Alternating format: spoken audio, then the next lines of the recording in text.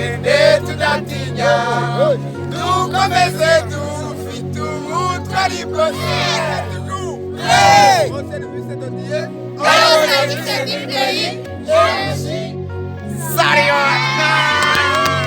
Manitumukiranuzi wanjye naho yagwana bwasarambalala. Amen. Iryo sezerano ni rya buri wese wizera ko Yesu yamucunguye.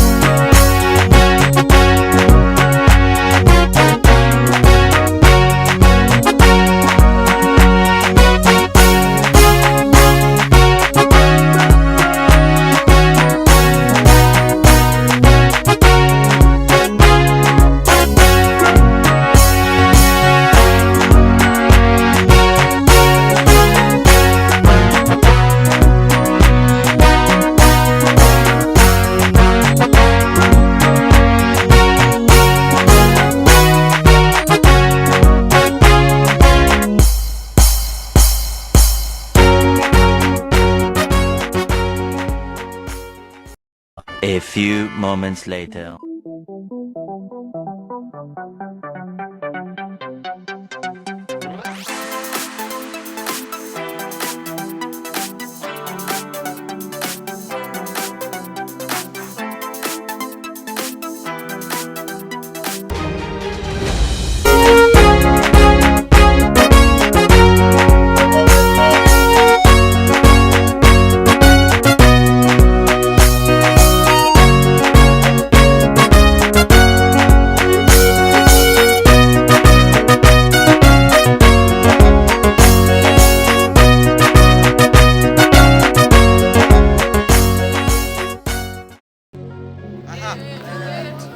muze basore muze basore muze tuganagaze ibendera rya Yesu abo mwiboneze kuko ategeze kujya ku rugamba niwe mugaba wacu muze twisunge Yesu tugende tudatinya dukomeze dufite ubutwari bwose turwanye ibyaha Yesu Kristo niwe mugaba wacu ntawamuhangara.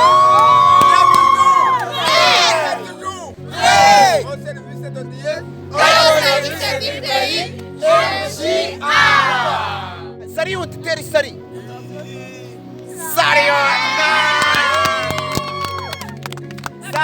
sawa urakoze cyane wahoze uri umushefu yido kuri itorero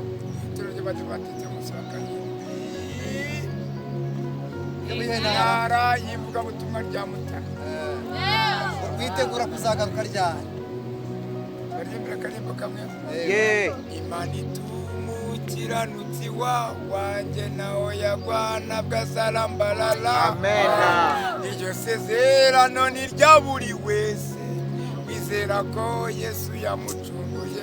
Iryo ni isezerano. Abadivantisite b'umunsi wa karindwi Imana irishimire ntakirikuye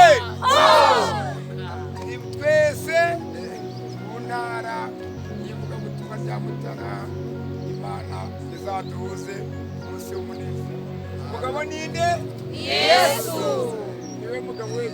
wambaye ukarujyana kuri iryo torero Yewe nawe mutima nayobowe itero ry'abadivantisite b'umunsi wa karindwi data y'abadivantisite b'umunsi wa karindwi umuhungu wanjye ufata akanimero nagurushaho ugafata bamwita Rwabigumya Pascal ni umushefu giti kandi nkanabaye njye nkanabaye mu rugaga rw'abadivantisite b'umunsi wa karindwi urugaga rw'abadivantisite b'umunsi wa karindwi imyaka iwanye n'icyenda ndi umusaza w'imyaka 5 nini ndi umuntu ukunda abadivantisite b'umunsi wa karindwi ntacyo nongeyeho. reka tugusabe uzagaruka umwanya uracyahari nkabaririmba akarimbo kamwe kavuga ngo tugasoza nari umusore none ndashaje yavuzwe none nabona umukiranuzi ariko ataburya gusa uzasabiriza bana b'Imana mukiri batoya mubaha Imana Yesu wacu idasenya amazu yitababaza umuntu kwifuriza umugabo mwiza kwifuriza umugore mwiza utazakubona babwirije bakanyabagana.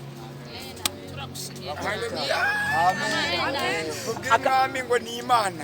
amen akaririmbo gasoza arakaririmbo kavuga ngo haleluya amen Haleluya amen Amen. Haleluya amen amen Haleluya amen.